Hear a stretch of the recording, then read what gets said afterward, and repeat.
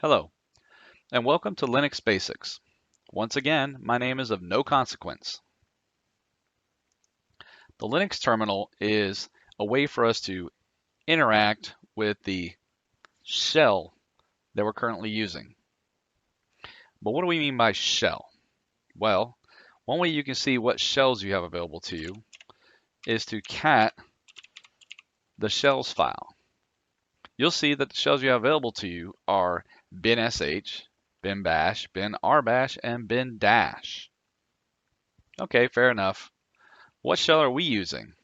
Well, there's a couple ways you can figure that out. You can echo $shell if your variable is set correctly.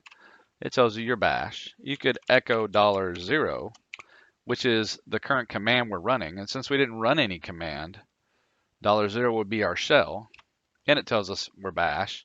Or we could run ps tag forest, which is to show us our process list in a forest output.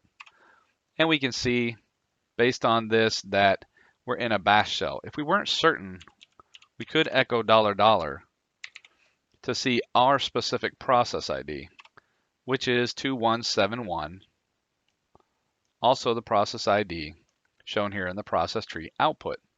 I think it's safe to say we're in a bash shell at this point. But what is bash? Well, bash is a GNU born again shell. Born again? What was wrong with it the first time? Think back to when we looked at Etsy shells. We had sh, bash, rbash, and dash. I'm going to guess that sh was the shell that came before born again. So let's see what sh is. Command interpreter shell. Doesn't tell us a lot. Let's man the sh binary. Interesting that it mentions dash, but it says essentially it's the standard command interpreter for the system. Wow, this definitely looks like it's the original shell interpreter.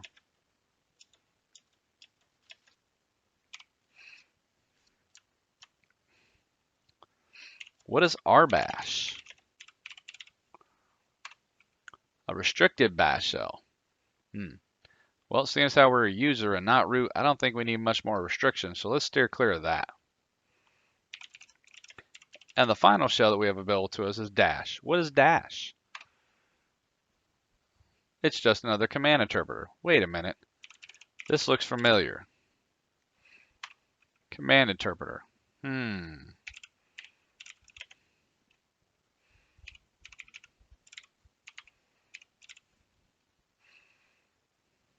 I wonder.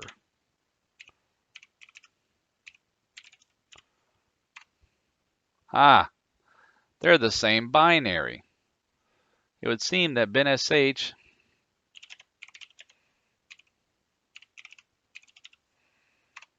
is merely a symbolic link to the bin-dash binary. So there really is no true heirloom sh shell on this system, or born shell.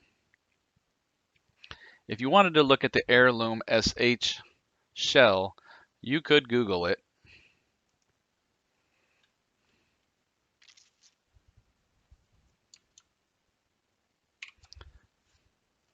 I think we've established now that we're in a bash shell. So what does that mean for us? What functionality do we have in a bash shell?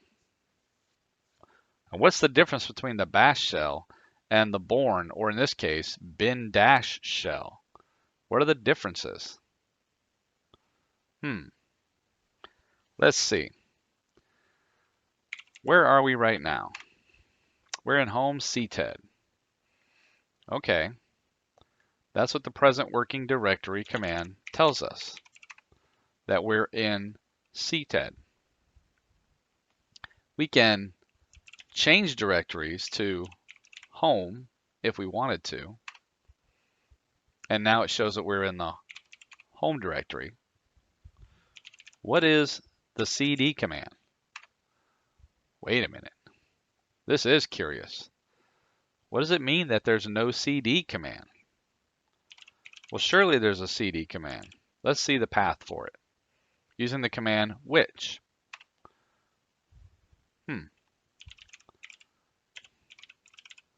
Which locates a command. So if we type which pwd, it tells us that it's located in bin pwd. Why didn't we find cd? That is curious. So there's no cd in bin. How are we able to use it? Well, it's something called a built-in command. We can cd back to our most previous directory using the tag. And that's all well and good, but you're still wondering, where is cd? And why is it the only way we can get any information on cd is with tactac help? What is cd?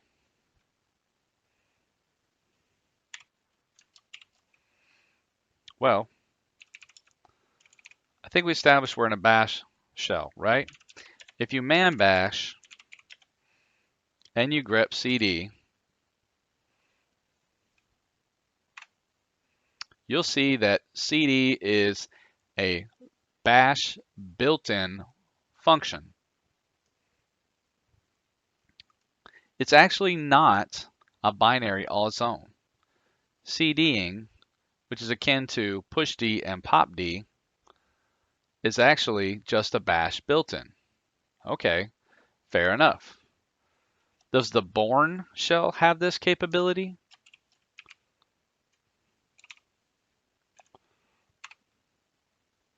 It certainly does. It also has a built-in. What about the rbash shell? The one that said that we're restricted. It looks like the only thing we're allowed to do in rbash is nothing. We have to stay in our current directory. Let's test this.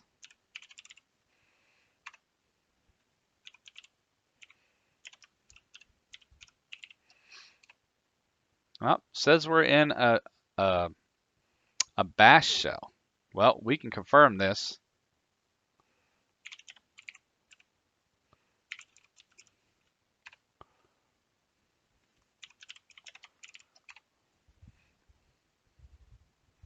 Oh, we're in fact in an rbash shell. Okay, well, let's test our theory.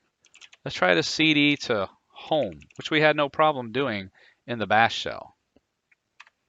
Ah, cd is restricted. cd is not a built-in to rbash, or it is, but it's restricted and you cannot use it. We can exit this shell simply by typing exit. And if we check our process tree output, well, you'll see that we have left the rbash shell. Okay, great. Now we know how to check our present working directory and to change directory to other directories. That's all well and good. What is this tilde doing here? Well, it actually happens to represent your home directory. If we were to cd to home, you'll notice that tilde is gone because we're in the full path directory home. If we were to cd to tilde, it takes us right back here. You could also cd to $home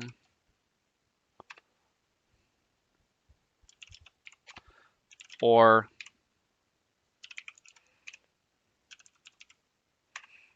all three of these will take you back to your home directory. To see the contents of your current directory, you simply type ls. ls lists the directory contents. Here we see we have 1, 2, 3, 4, 5, 6, 7, 8, 9 objects. But we have no idea what these objects are. We can do a long listing, which shows the same 9 objects, but a whole lot more information. The D is representative of a directory.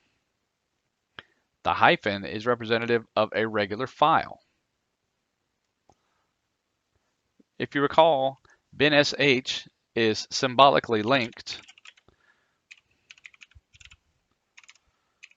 to bin dash. That is a link. There are other file identifiers such as pipe and socket, and we'll get into those later. This is all well and good, but how do we know how to navigate the operating system?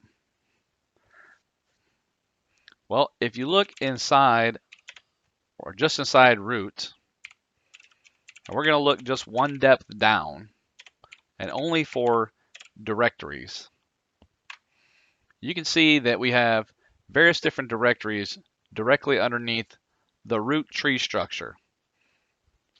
We have everything from x86, bin, user, mount, dev, lib, run, proc, temp, etc, root boot, home, var, sbin.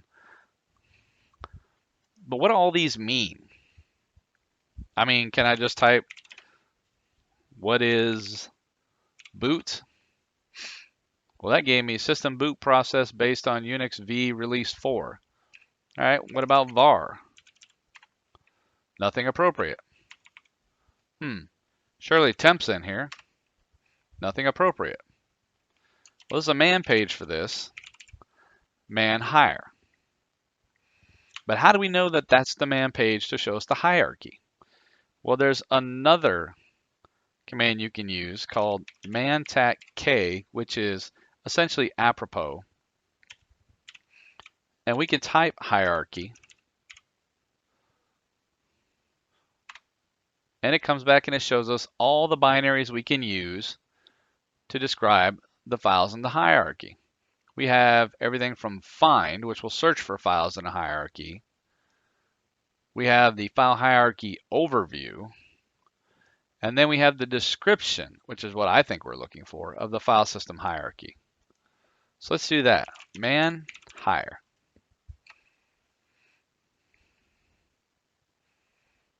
Here we see what we already knew, which was that this is the root of the tree. Bin contains executable programs which are needed in a single user mode and to bring the system up or repair it. So these seem pretty vital. Boot contains bootloader files, and we'll get into that more when we get into boot. Dev contains physically connected devices, such as peripheral devices. They can also contain USB devices. etc contains global configuration files. Global meaning site-wide. They apply to everyone, not just root and not just one user. There are several different directories beneath etc we'll go into later. Home is the home directory for all users. All users' home directories are beneath this home directory. Lib contains libraries, most notably the kernel libraries. Media contains points for removable media such as CDs, DVDs, USB drives, etc. Mount is a virtual file location. I seem to have passed it. It's a virtual file location. Virtual file location for physically mounted systems. Proc is the directory that contains all processes. This is a pseudo file system in that it is not actually a file. Most file systems on Linux are persistent in that if you reboot the box, they're still there. Proc is not one of those file systems. When you reboot the box, all the processes are reinitialized, ergo, a pseudo file system. There is one other pseudo file system, and that is run, which you do not see here. Root is obviously root user's home directory. Sbin contains commands needed to boot the system, but are only not executed by normal users. These sound like root level binaries. We'll get into these more later. Temp contains temporary files and can be deleted with no notice, such as when a regular job, I think he's talking about cron job, and we'll get into that in a bit later, or the system boots up or reboots. Another instance in which temp might be deleted on some distributions is when the system clock changes days. That usually indicates that the temp directory will be deleted. User, amongst other things, holds read-only data and where's it at? Executable programs or applications, as I like to call it. Woo, a lot of stuff in user. Wow. Var contains things like your spool and logs, most notably logs. Don't forget this, we'll go into logs later.